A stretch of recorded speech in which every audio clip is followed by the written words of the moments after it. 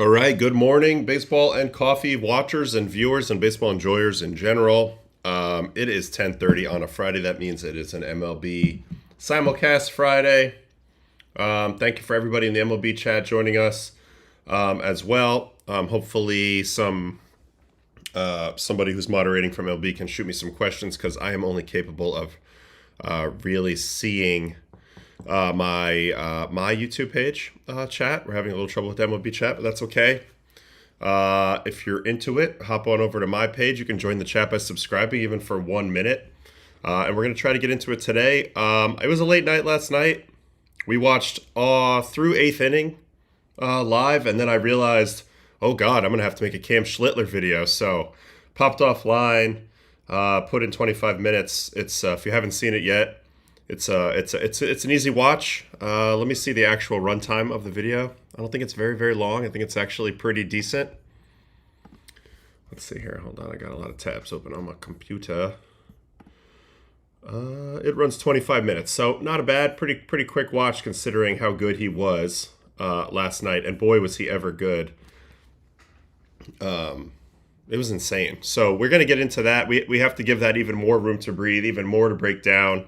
I haven't received any game notes yet, so I was hoping to do a little bit of previewing of the next series, and we can do that a little bit because we have 4 really good series coming up. Best out of 5 division series. There's 4 teams that were sitting on ice waiting for tomorrow. It's the Phillies, the Brewers, the Mariners, and the Blue Jays. They are all been sitting on ice, and they get to play the winners of their series. So, they've been practicing all week. There's been some fun scrimmages. I'm sure you guys saw the Ichiro clip of him participating in the Mariners scrimmage in full regalia, full Mariners regalia. It looks good, still looks trim out there in right field. But good morning, glad to be back with you guys. Let me see what we got here in the chit chat over here. This is a picture that I just threw up. If you're looking at my stream right now. This was a summer camp scrimmage. That's J.A. Happ on the mound in an empty Yankee Stadium. And I was not participating in this game, so I got to sit right behind home plate in those legend seats and watch. I was just looking through some old photos on my other computer over here, which I really had been collecting dust, honestly. But then I realized, man, I have so many photos on there. I got to go check them out. So that's what you're seeing there. How is the coffee today? Spectre asks. It's quite good. It's quite good. We got a Mexican brand. And these are very good. I prefer to have a little cocoa, a little chocolate notes in my coffee, and this one delivers very nicely. This is the first of probably 5 or 6 coffees of the day, but here we go. Off and running. Oh, we got a little bit of stuff in the chat here. Did I see the Bregman comments from last night? I did not. Maybe we can go see exactly what he said.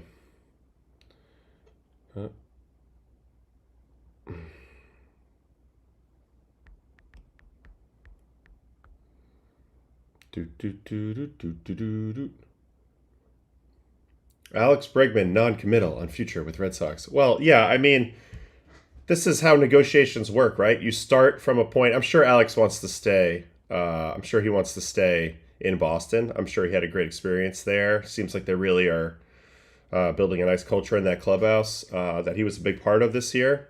I'm trying to see the quotes here. It's not at the top of mind. I'm not gonna speak on that right now, but I came here to be here for a long time. That's basically what I was saying. Not even thinking about that at all right now. Thinking about the game that just happened. I'm going to think about this game and the guys in the room and start my off season. Get after it and become a better baseball player. I mean, that tracks.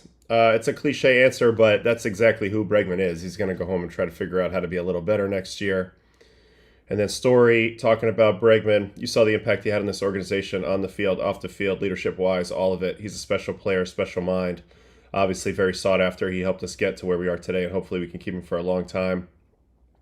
It's huge. A guy who has been in the postseason 9 years in a row, it's important to have experienced guys, especially in the postseason. And he's obviously a huge part of this team. I think he's a huge priority. This is exactly what you want your teammates to be saying about you when you're on the way out the door. You want them to be putting pressure on your own team, telling them how much you need them, They tend to listen to that stuff a little bit more when it's on the inside. Sometimes, though, this just helps create more value for the player. I mean, Alex is not only going to get paid for what he does on the field, but a little bit also probably for what he is in the clubhouse. I know Detroit was big in on him last year. I would expect them to be in on him again. Detroit's still alive in this playoffs. He's got a good relationship with Hinch. I think this time they won't penny pinch and they'll really make a big swing at Alex. But I think the Red Sox understand what he means to their clubhouse and also their fans. Although, let's be honest, he did not play as good down the stretch. He was incredible early. Not as good down the stretch, so you got to add that all in. Craig Breslow seems to be quite, I would say, cold-blooded with his decisions, which is sometimes how you have to be in the top role. So it'll be interesting to see how it all plays out for Bregman. But no doubt, he had a good year. He's reaping the benefits of that now. You see the way people are talking about him. This is why it's so important to learn the game, become a leader. You can affect the games in other ways. And we'll see how it plays out. It's going to be interesting. This is going to be a fascinating free agency, which we'll cover once we get there. But you have some guys who are tied to a team that they just are the incumbent team, like a Pete Alonso, now Bregman in this case, where there is a little bit of tough choices of which way the teams are going to pivot. Do they stay cold-blooded or do they feel a little bit of that human side? And do they value anything that they can't measure? That's always been a big thing to me. It's like we can all acknowledge that team chemistry matters to some extent, and we can all acknowledge that leadership matters to a huge extent. It's just like, how do you measure it? And teams don't tend to pay for things they can't measure. So that's kind of my thought on that. All right. Let's head back over to the main screen. Actually, let's stay in the chat for a second. I'm sorry, you guys. Ayo, how do you rate Starbucks? I've drank Starbucks a lot. What I like about Starbucks is it's the same no matter where you are in America. So I've drank an awful lot of Starbucks, Jaden, but I still rate it pretty low. It's probably like a 4. Once you have better coffee, it's hard to go back. It just feels kind of burned. Weisberg, quote, "It was an honor to wear this jersey, Bregman. Sounds like he's opting out for sure." Of course he's opting out. I mean, he's getting paid big money, but there's a lot of deferred money in the deal that still exists. So he's going to try to clean that up, get more years. This is what you do as a player. Use the leverage you have. Phillies seem to take their scrimmage more seriously this year. And this is a very tricky thing. How to deal with the layoff, the time down. It's not what you're accustomed to in baseball. You get the 4 days off in the middle of the summer for the All-Star break. That's it. Other than that, at most you get 1 day every 2 or 3 weeks. So you're not used to having a bunch of days off, kind of sitting on it. And now the intensity, is going to be there in a place like Citizens Bank Park versus the Dodgers. But you're facing Shohei Ohtani, who's going to be throwing some electric shit at you first thing in the morning. So again, this layoff, I think it only hurts these teams. But how you take the week can kind of affect just how much.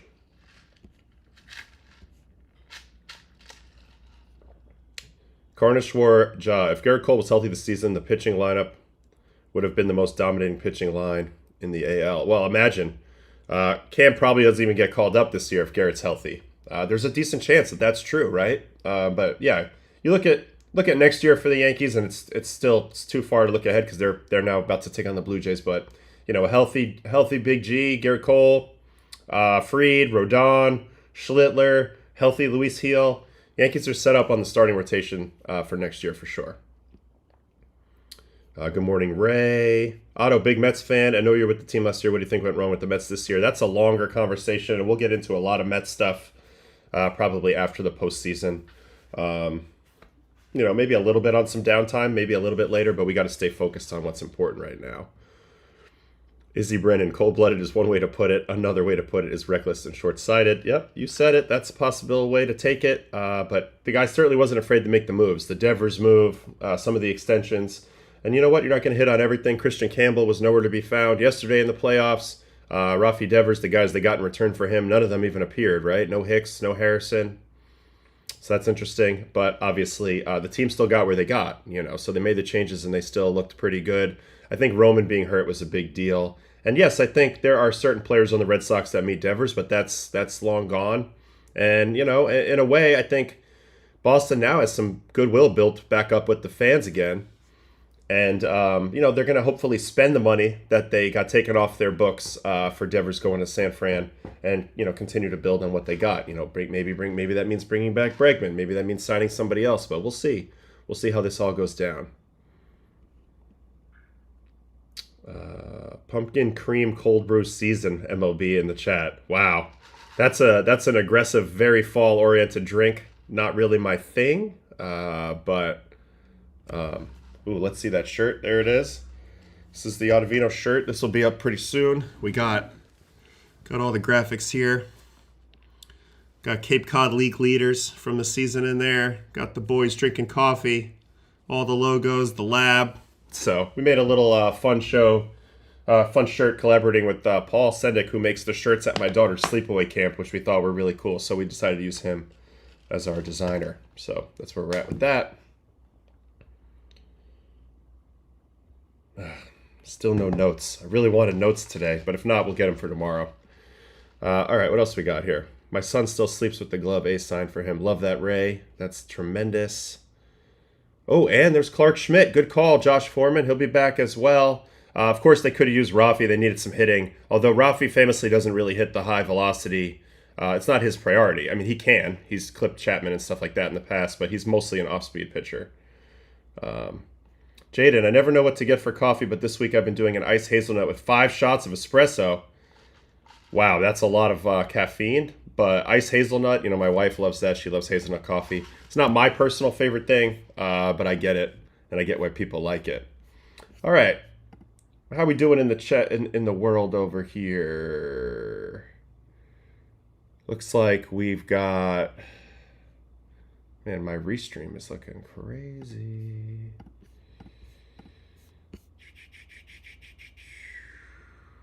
Yeah, we got 100 people on MLB. We got 43 over here. Okay.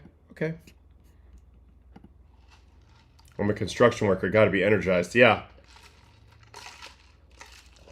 I hear you, brother. And you know what? The caffeine sometimes is just one of those things where you get kind of accustomed to it. You build up that tolerance, and then you need more and more and more and more and more. All right, so let's go back and review this game a little bit from the box score and some of the StatCast data now that the dust has settled on it. One thing I want to point out is really no team hit the ball very well in this game. Look at the expected batting averages on both sides. 160 for the Red Sox and only 185 for the Yankees. Yankees actually hit the ball weaker. Hard hit percentage 31% from last night's game. Red Sox 47.8%. Albeit, I feel like a lot of that was ground balls. And really a huge key was Cam turning to the sinker last night. In the video, I don't know if I demonstrated that well enough, but this was not normal for him. So let's go look at what he was looking at prior to this game in the pitch mix department. Yeah, the sinker was only coming in at 7% on the season. He had thrown 89 total sinkers in his first, I don't know how many pitches this is. It's over 1,000. If you add them up, he had only thrown 89 of them, so very low, 7.1%. And then last night he goes and throws 25 sinkers, I believe, in that game. I think that's what we had him pegged for. So I actually thought this was a key consideration. He wanted to pound these guys with fastballs. And then this year, what he did last night, especially with the righties, mixing it up with the 2 fastball types was really smart. And I don't know who got to him or who gave him this advice prior to the game, but it was good advice. And I think we just talked about Bregman and that baseball brain of his a little bit. This is actually one of the adjustments that he used when he was sort of coaching up Hunter Brown last year for the Astros. If you remember, Hunter Brown took the leap last year, switching to a combination of 4 seams and sinkers. The reasoning behind this is simple. In today's game, you need to have multiple swings in your bag if you're going to cover elite fastballs. If you're going to cover 4-seamers at the top, because that's where guys want to throw the high 4-seam, you want to adopt the turn the shoulder method so you can keep the bat flat and not get the droopy barrel on the bat. If this is the barrel, you don't want to get droopy. You don't want to get scoopy. You want to stay flat and get through it. Now, when the pitch is low, you want to either use your legs to get down and stay flat like a Juan Soto, or you want to tilt and get scoopy like pretty much everybody else in the league. So most guys have a little bit more of a scoop, and then they have a little bit more of a shoulder turn level swing. If you're preparing for one shape of fastball, you can repeat whichever one that is over and over and over again and make micro adjustments. Like, say you foul a ball off and you're a little under it, you can make a slight micro adjustment. But if the pitcher keeps going four seam, sinker, sinker, four seam, obviously he mixes in the cutter and the curveball as well, like Schlitt, but you got two pitches, 99 miles an hour, four seam, sinker, what do? You think you're getting one, you're getting the other, you're going to get blown up, you're going to have weak contact, you're going to have mishit balls.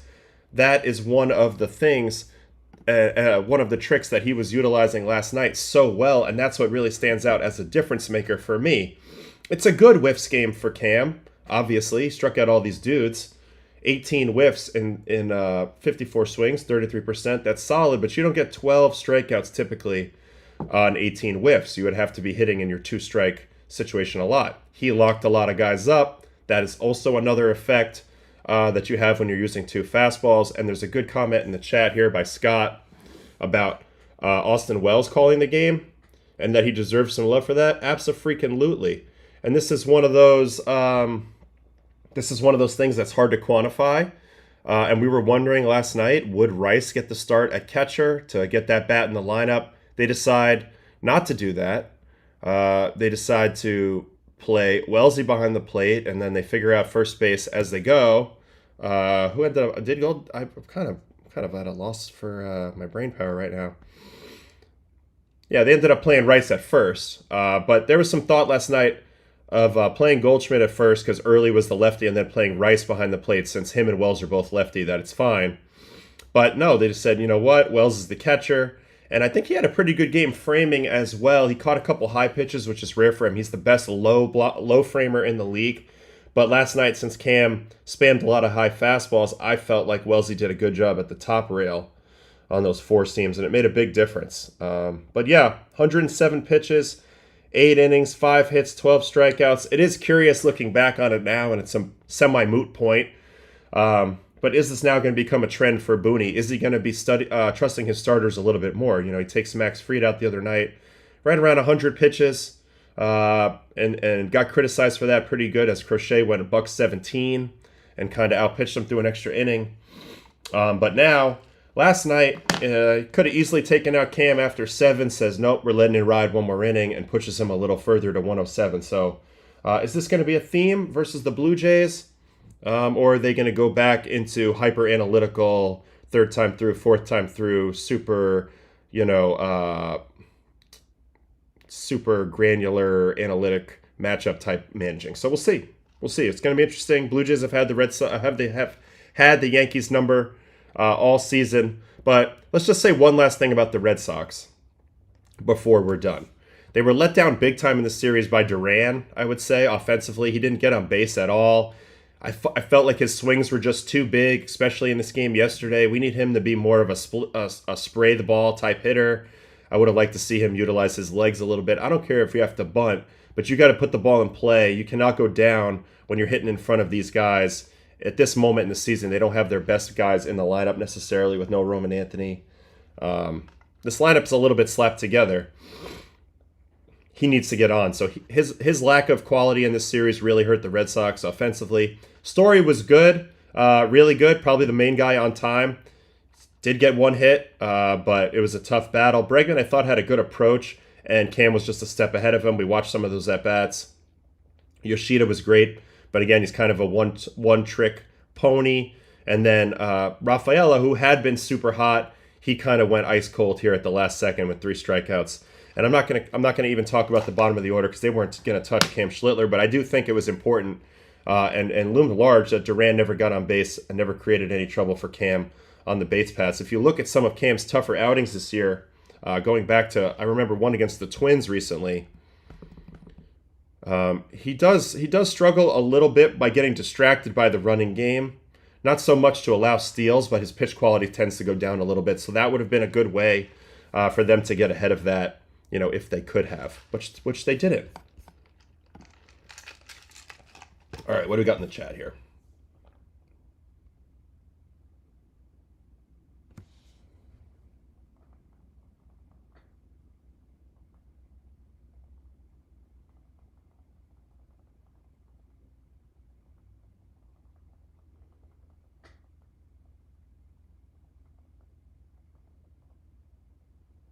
All right, just communicating with the wife for a second.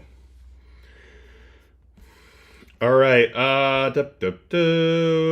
Yeah, we got Cuban coffee, Mexican coffee, Colombian coffee is like some of the best. But yeah, Cuban coffee though very tends to have like when you have Cuban coffee, you get the sugar in there. It's like like a rocket ship. In Miami's clubhouse, they have good Cuban coffee. My brother for life, John Jay, living with him in the minor leagues, Cuban coffee every morning. I talked to him this morning on FaceTime. We're trying to figure out a good time to get him on the show as well. Monday, though, little update. Monday morning, we're going to be going over these DS series, me and Trevor May on this show in the morning. That should be an electric program, so be sure to tune in for that. All right, what else we got here?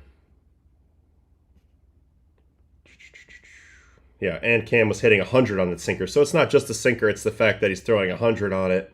Really good. And it's funny now to look back at the battle for the Game 3 starter. This was a big talking point the week I was doing pre and post. So only 2 weeks ago on the Yankees broadcast for Yes. There was, a conversation of Cam Schlittler versus Luis Heel, the former Rookie of the Year. When you looked at the advanced numbers, it was really no question. And it was really no question even at that time. Cam deserved the ball. And then he did what he needed to do. He made it crystal clear, moved out from the equation by throwing really well his last 3 starts of the regular season. And, earned himself this start. And thank goodness he did, because then the baseball world got to see a pretty amazing and impressive appearance, and really a historic appearance. The only pitcher ever in the big leagues with this stat line: 8 innings, no walks, 12 strikeouts in a postseason game. Not to mention, it was his first time ever in the playoffs. So kid might have a hard time pitching in spring training now. It might feel a little dull to him, as it did to me after being in the postseason. And maybe he's just an adrenaline junkie, and that'd be cool to know. Ray Santos, surprised to see Cam was tatted up. Not surprised. I don't know about my nomenclature here, but, kids from Massachusetts, young men from Massachusetts, we tend to call those guys sometimes massholes. They grow up, be a little dirtbaggish. I have tattoos, so nothing against tattoos, but, it's part of the culture, little badass Boston stuff. So that's Cam. He did come off the mound, it looked like, saying F Boston. So he went to a pretty crazy place last night, basically turning on his old team. Ooh, I just got an email. What is this email?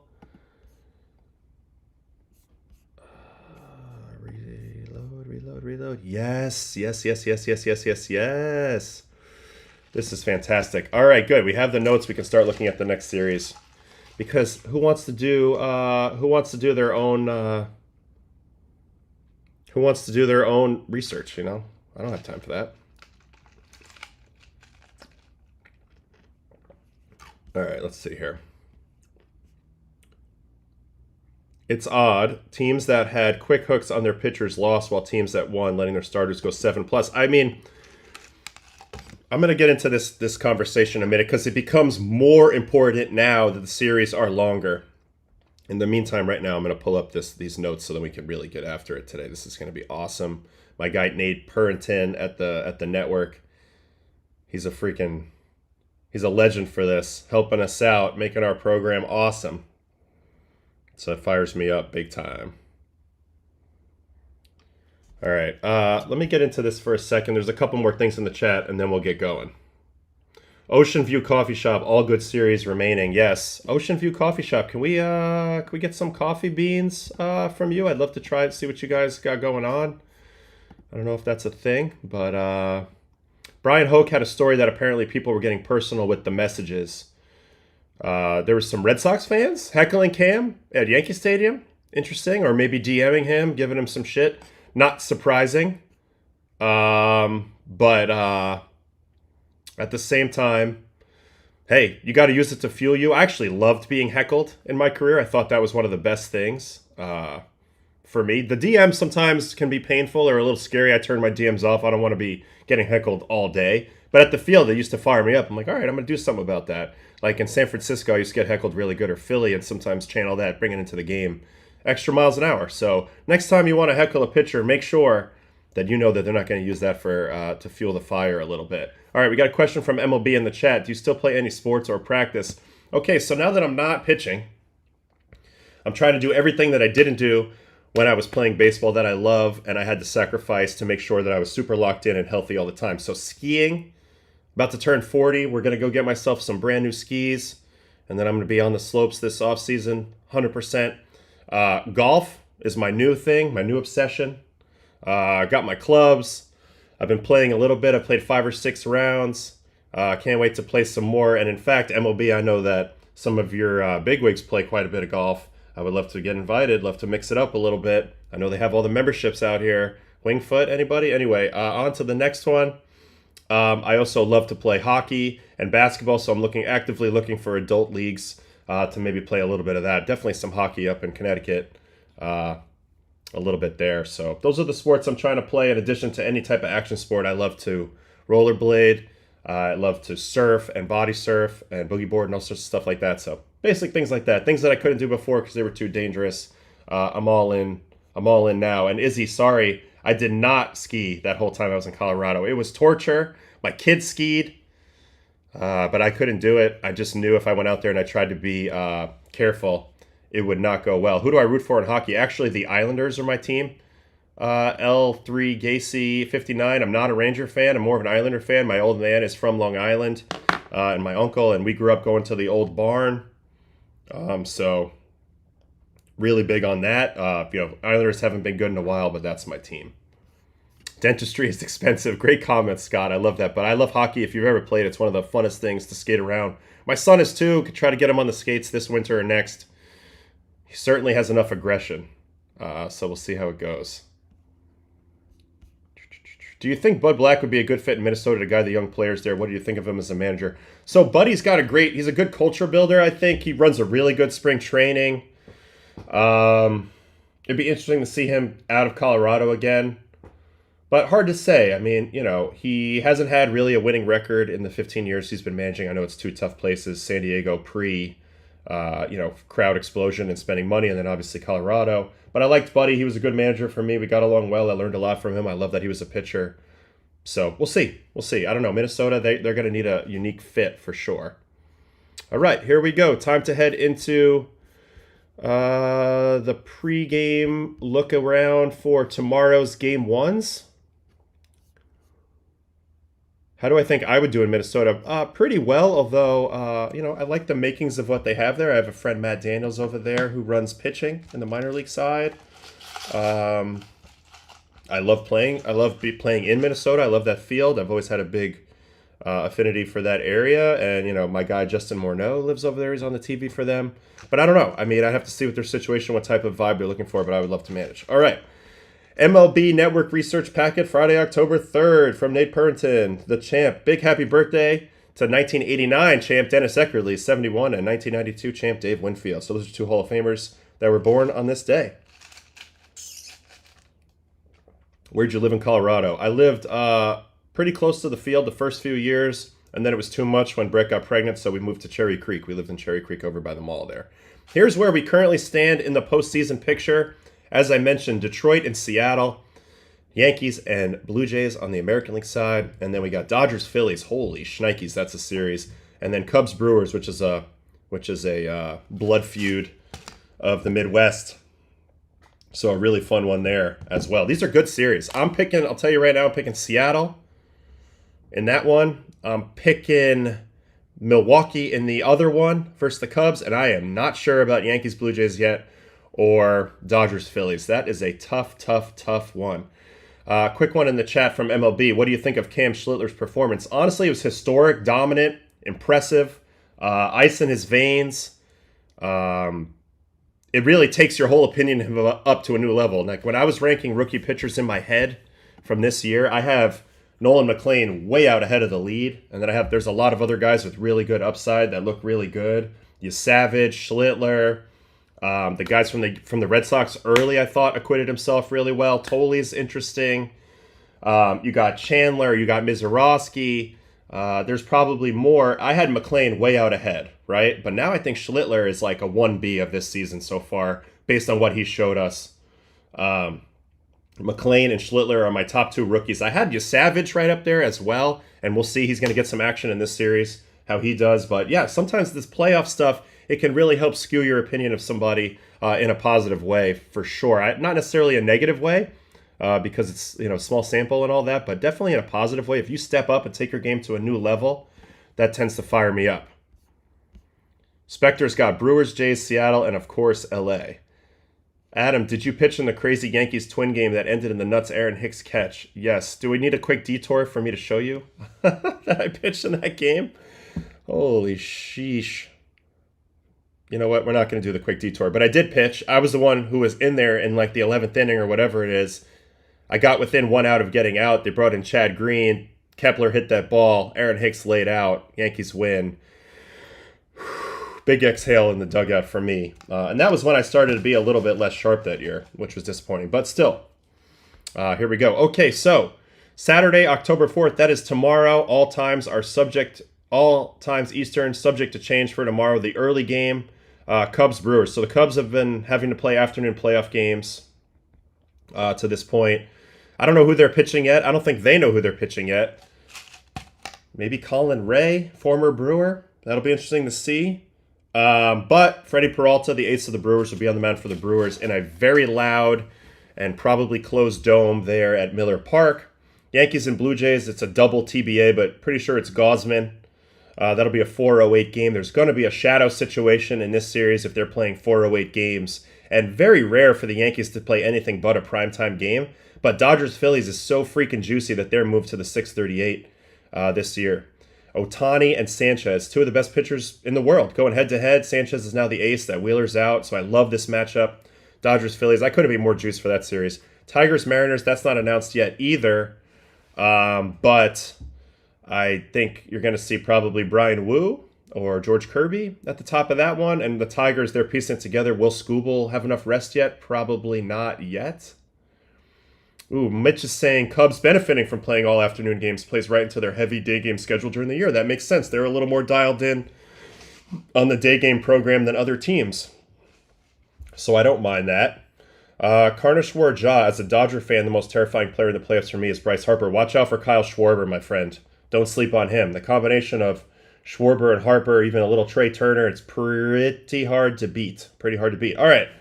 Cubs and Brewers are the first series that we're going to get into a little bit. We're going to hit these notes. We're going to hit them running. It should be Colin Ray or Javier Assad is the thought here versus Freddie Peralta, and then Matt Boyd will definitely get the ball in Game 2 versus Quinn Priester. Okay, Milwaukee native Craig Counsell returns to face his former club. He won a Brewers record 707 games from 2015 to 23 before leaving to sign the 5-year, $40 million deal for the Cubs in November 2023. Look, it's super important that he left.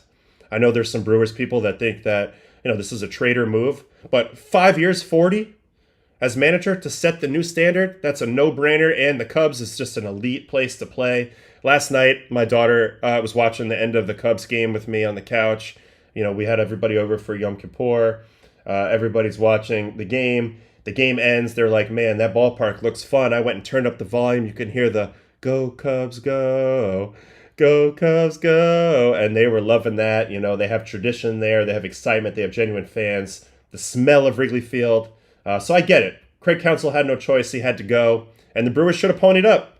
But they also decided they didn't need to pony up because they have Pat Murphy in the wings.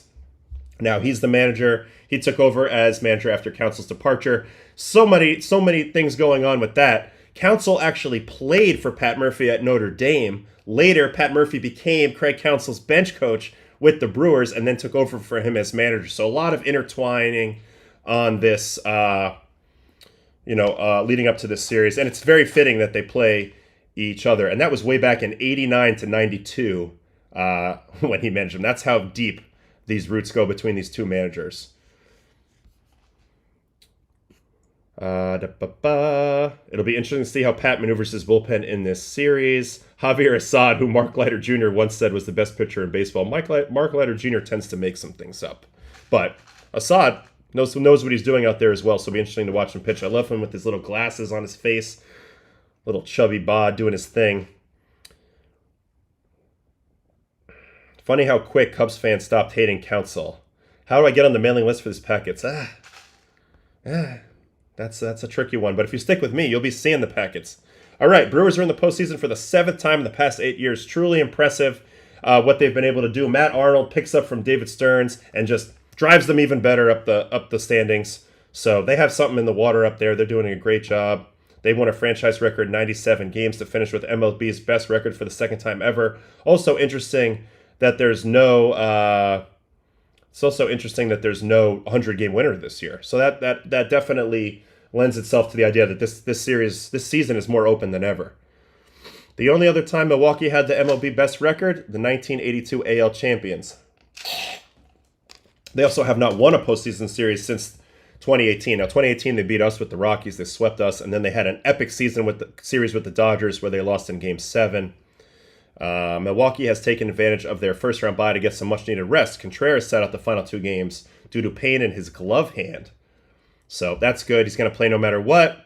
Trevor McGill is now back from a flexor strain. He threw a perfect 4th inning in the regular season finale, averaged 97.5. I mean, he was up near 100 at the end of the year, but that's a big deal. Trevor McGill coming back. When he went down, we worried about that a lot. The advantage that the Brewers have over a lot of teams is they have an immense amount of pitching talent. Abner Uribe was closing with McGill down, and he's been outstanding this year, but it's great to have them both. And DL Hall also returned from a strain oblique in the final game of the season. So they had a couple guys get healthy at the very end. We'll see the form that those guys are in versus the Cubs when they kick off tomorrow. Freddie Peralta got his first All-Star nod since 2021 this season. He led the NL with 17 wins, had a 2.7 and 176 2/3. Peralta and Dylan Cease are the only pitchers with 200 Ks each of the past 3 years. Yes, Freddie Peralta, we can maybe get into a little video on him, but it's a low release, high fastball that really plays with some interesting off speed to go along with it. He is 7-2, 2.92 ERA in 16 starts versus the Cubs since the start of 2021. So plenty of experience with these teams seeing Freddie, but he's done pretty well against them this year. 3-1, 3.43 in 4 starts. He held them to 1 hit over 6 scoreless innings at Wrigley when he last faced them on August 18th. All right, that makes me want to go look at that start a little bit. So August 18th, Cubs Brewers.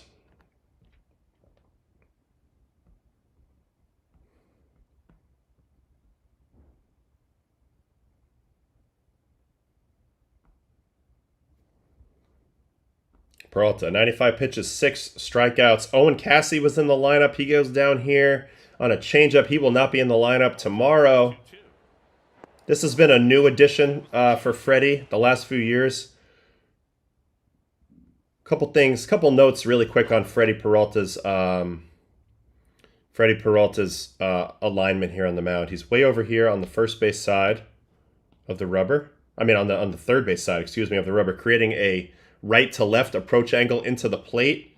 And then on top of that, he kind of gets a little bit low. He's not a very tall guy. And then you're going to see, this is even on a changeup. The fastball trajectory is immediately right to left before it peters down here. And when he throws a fastball, you can see the same thing, a right to left effect. Very hard to judge what pitch is which coming out of his hand. There's a lot of really good tunneling here. He tends to throw the ball up in the zone very well. Let's see some of the other strikeouts he got in this game. Here's Matt Shaw. Going to get him with a curveball. Ooh, very nice pitch there. Michael Busch.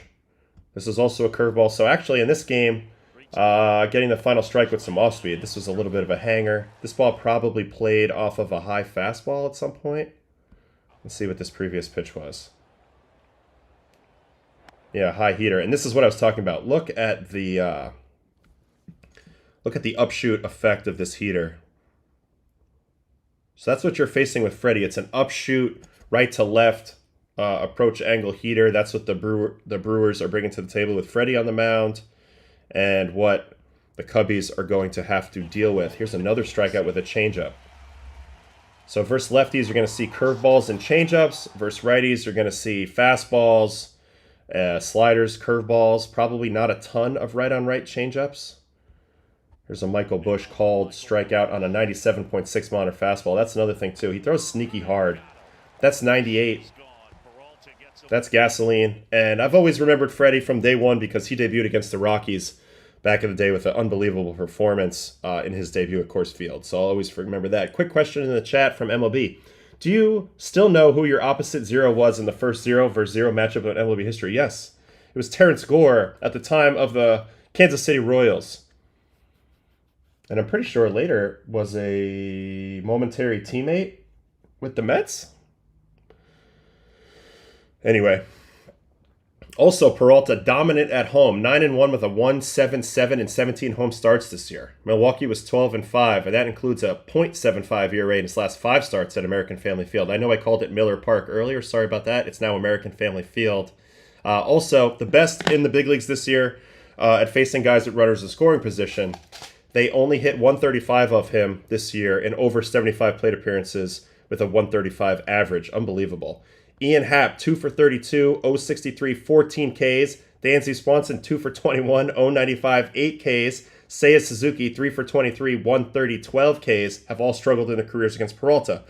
Should note, though, that Seiya does have a home run, and he is hot right now. Yeah, the AmFam, Josh Foreman, good call. So being that he is hot right now, I'm still going to look out for Suzuki. He was the best offensive player for the Cubs in that series, in my mind, in terms of the quality of the at-bats. That's a big deal. Pete Crow Armstrong, 5 for 11 and a homer, and Kyle Tucker, 5 for 11, have hit Peralta. So very interesting there how that goes. Ooh, good question in the chat from Ray. Did I ever get a chance to go down the slide at AmFam? I tried, but I never got to go down. They had it locked up. There was some sort of incident that took place where guys were acting dumb, and they ended up beating me. I did take some good photos in what used to be Miller Park, American Family Field now, and those will be some Easter eggs probably at the end of the streams this next week, so I can utilize that. But I never got to go down it. That's a little bit of a bummer. And we're talking about watching out for the Miz out of the pen. So the Miz, we're going to talk about that in a second here. The Brewers 164 steals and the Cubs 161, ranked 1 and 2 in the NL in steals this season. So watch out for the running. That's interesting. I'd be curious to see how their catchers throw. That's probably a big part of that. You know what? Let's go look at that right now.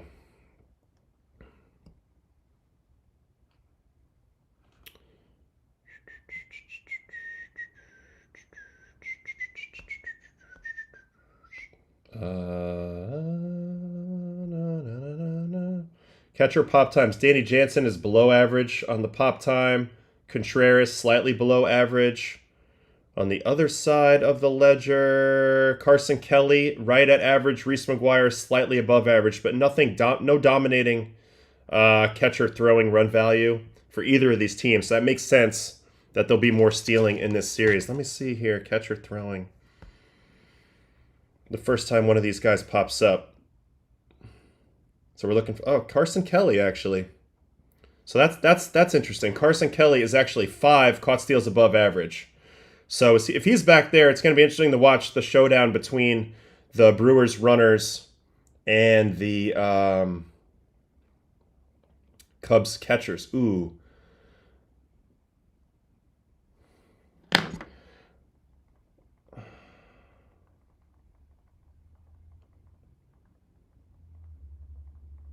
She might need me to leave a little early. Okay, so anyway, we'll keep an eye on that, but Carson Kelly did throw out some dudes. Let's see if we have any video of him throwing somebody out real quick. Here's a caught stealing. So let's just get a quick view of Carson Kelly throwing somebody out. Reese parking lot McGuire. Wow, that's funny. Also, probably helps that he's got a really elite tagger out there in Dansby. This is a short hop. Actually, not that quick of a throw, but he puts it on the money. So his value must come from accuracy more so than pop time. Dansby with a nice catch there.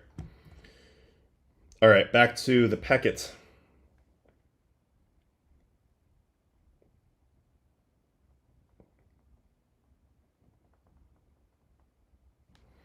All right. Yeah, so the last thing we were going to talk about was Mizorowski. Mizorowski expected to be a relief pitcher in the series. He pitched in the All-Star game after just 5 career starts. Absurd. But has a 6.06 ERA and 32.2 innings since coming off the IL. Look, he's got explosive stuff. We've been watching him pitch a lot. He could still be a huge weapon in this game, especially if he throws strike one, similar to Cam Schlittler did last night. When you have elite stuff, you just got to get ahead in the count. Problem is, he's been a little erratic. We've also seen that he can't field his position at all. So I could see the Cubs doing some interesting stuff against him, a lot of taking, maybe some bunting in there. It's going to be interesting how Mizrachi affects this series. That's a big amount of variety in terms of outcomes. All right, the wife wants me to leave at 11:30. Yep.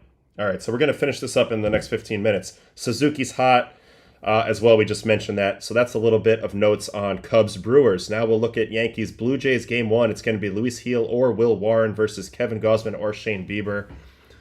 Yeah, I don't know which way they're going to go. It's going to be one of those two. That's fine. Luis Gil, I would warn this year for Yankee fans, he has decent ERA and he pitched well at the end of the season, but he's getting no whiff rate. This is a big concern for the Yankees right now. Luis Gil, his under the hood stats have not been very good. Here's where they're at right now. This is my number one concern. Second percentile walks, first percentile chase, 11th percentile K. That's just an untenable combination. So yes, the ERA's been fine, 3.32 and 11 starts, 4-1, but the 1.4 WHIP means he hasn't really pitched very well under the hood. He's got quite lucky. He does have good stuff, but that lack of whiff, 20 percentile whiff, is not what you would expect from a guy with his stuff. So I'm a little concerned about that. Will Warren had good games, bad games. So it'll be interesting to see what the Yankees do here. I'd actually lean towards Will Warren, although I think he got killed by the Blue Jays. I'd have to look at the head-to-head matchups. But that's interesting to note that we don't know who's necessarily starting that game. Yankees are coming off the 3-game series win over the Red Sox. They won the back-to-back games. Obviously, Cam Schlittler. He'll impact the series later if it gets that far. Yankees and Blue Jays ended up tied for first place with 94 wins. Toronto gets the home field because they won the season series 8-5. They have combined to reach the postseason 39 times with 9 World Championships among them since the Blue Jays entered the AL in 1977. And this is the first time they meet in the postseason. So that's a very cool first time they meet in the postseason. This should be electric. You thought that Red Sox-Yankees series was electric.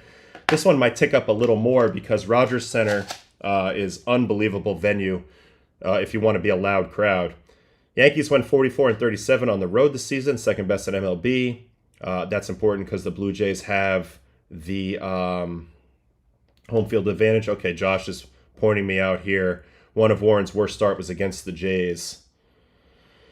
So that makes sense. Yeah, I don't know. This is a tough call. Who are you going to start here? And are you going to blow out your whole bullpen in this first game? The Yankees are in a little bit of a disadvantage in this first game. This is another reason why it's important to win the division, which they didn't do. Yes, you have to deal with the layoff, but you have a fresh, rested starter, so that will be interesting.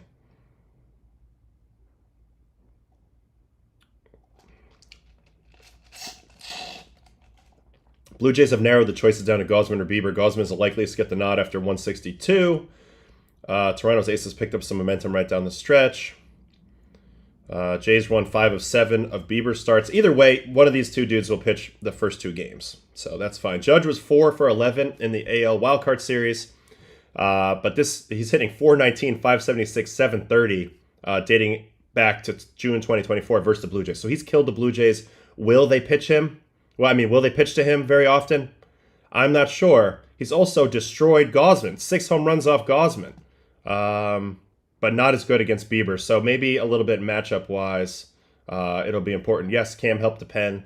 But again, they're going to need length out of their starters in this series as well. They have some good starters. We'll see how this goes. After being the 2024 ALCS MVP, Stanton is just 6 for 32 with 2 home runs over his past 8 postseason games. He did look a little lost in the playoffs first couple games until yesterday where he put some good at-bats against Early. As was pointed out in the chat last night, he was one of the only guys who had seen Connolly early before. He saw him on rehab, and that looked pretty good.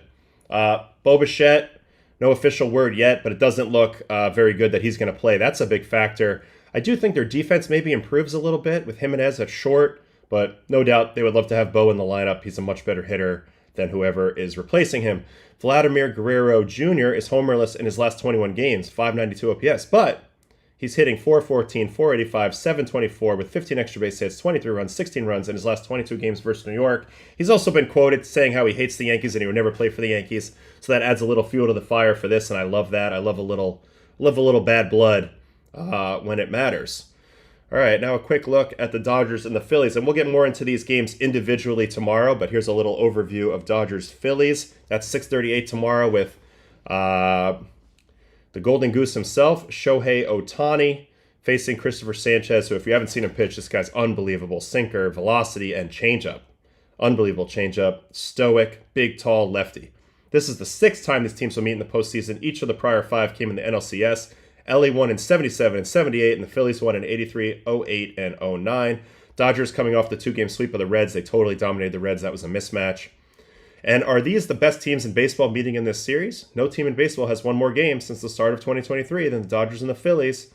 BetMGM gives each of these teams the best odds of winning the National League. So these are the 2 betting favorites in the NL, and they go head-to-head. I do agree that both of these teams have a great shot of winning the entire thing, and whoever wins this series very likely to come out of the NL, but nothing is guaranteed.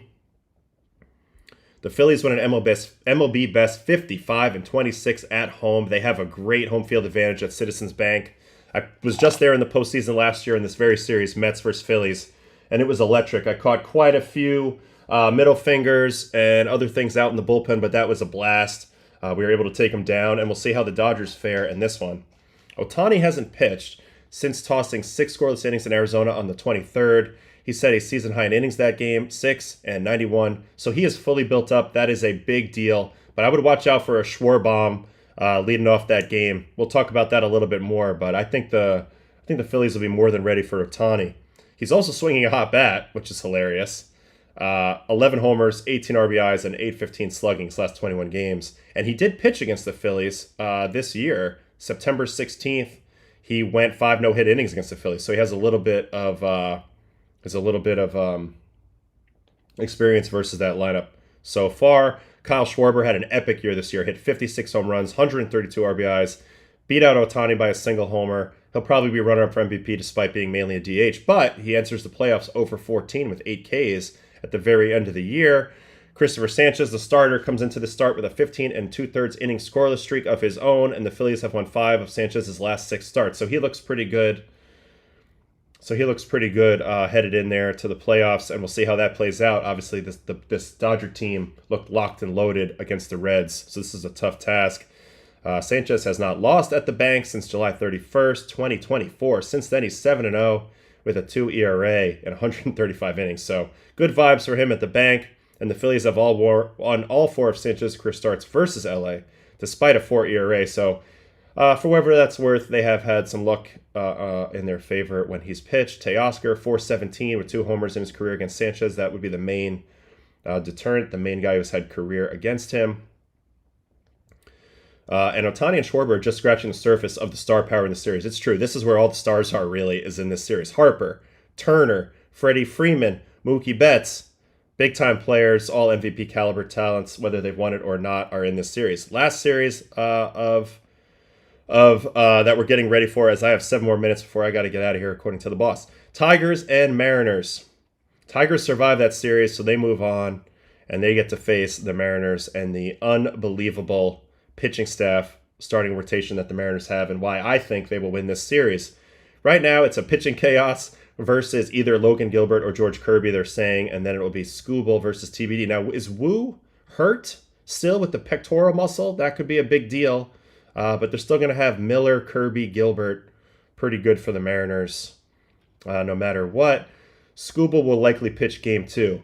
After outlasting the Guardians in a grueling wildcard series, the Tigers fly across the country and literally all the way to basically Alaska to open the ALDS versus the Mariners, who won their first division crown since 2001. Amazing.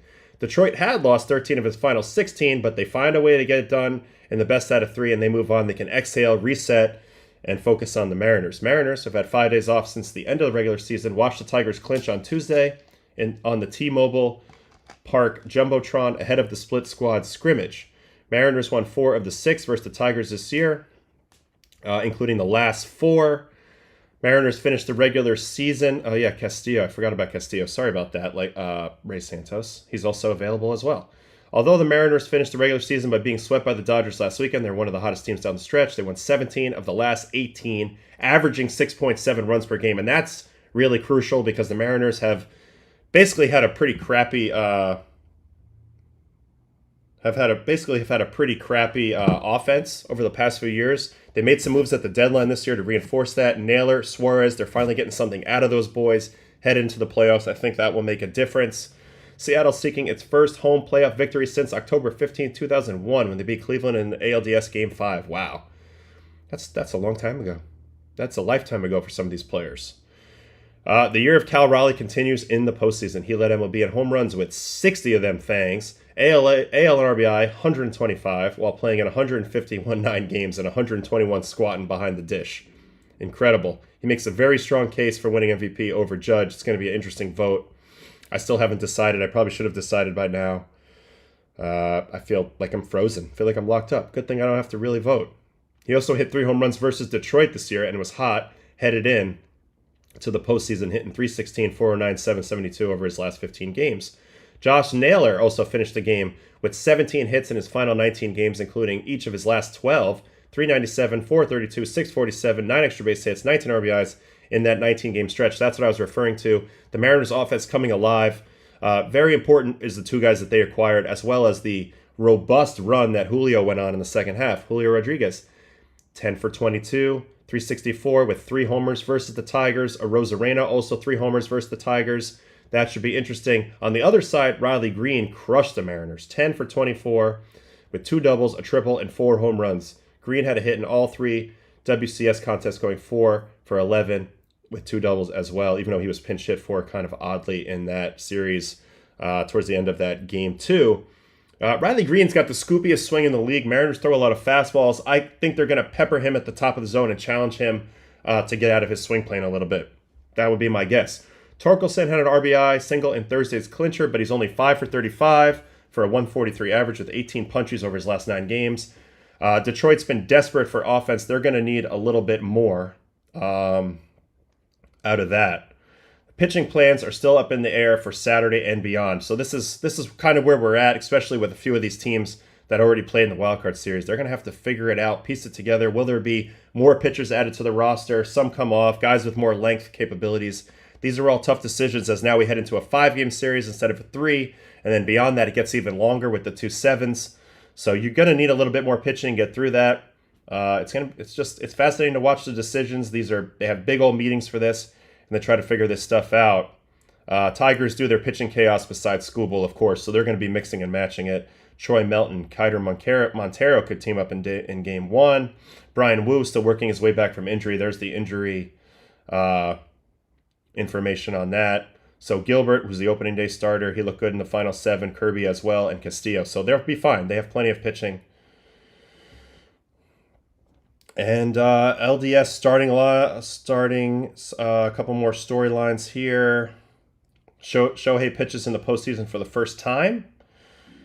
Council returns to native Milwaukee. We talked about that. Cal Raleigh's first postseason action. Seattle University alum. Who knew that? I did not realize that. Skubal's from out there. Seattle University. So he's going to pitch in Seattle in Game 2. That's interesting. They had a Skubal night at the ballpark in April. So that they don't have a Skubal night now, but that'll be interesting. Toronto, number 1 Blue Jays attempt to advance for first time since 2016. And so the not-so-friendly rivalry is taken to a new level. Cubs, Brewers, and Yankees, Blue Jays. And then Mizorowski, how will they deploy him? That's a big, fascinating storyline for sure in that series. Big wild card there. And then the end of a drought. Will Detroit or Seattle find themselves back in the LCS? It's been an awful long time for both of those teams. And then this is other stuff that we can look at when we have downtime. But that's our information, 11:29. It's time for me to get off of the stream today. Thank you for hanging out with me and doing a little bit of this preview on an off day. No baseball today. We have to recover from that first 3 games, and then we'll have another 4 games on tap tomorrow. We'll see what the schedules be. I'll put some things up. Typically on the weekends, I've been doing Baseball After Dark, so maybe that's what we'll do. I don't know that I'll have a lot of time in the morning, but either way, I'll post about it. Thanks for hanging out with me again. This was fun. Big shout out to our MLB Network researchers, Mark Purrington, Mark Adelberg, and the whole crew over there. So I am going to sign off and say goodbye. I will see you guys tonight. Make sure to like and subscribe, all those good things. Please take care of me. I'll take care of you guys all the way through the playoffs. Thanks MLB for the comments over there and the chat over there and the simulcast opportunity. We'll be back on this channel tomorrow, so head on over to Adam Ottavino if you're into this content, and stay tuned for more. All right. Adios. Have a good one, everybody.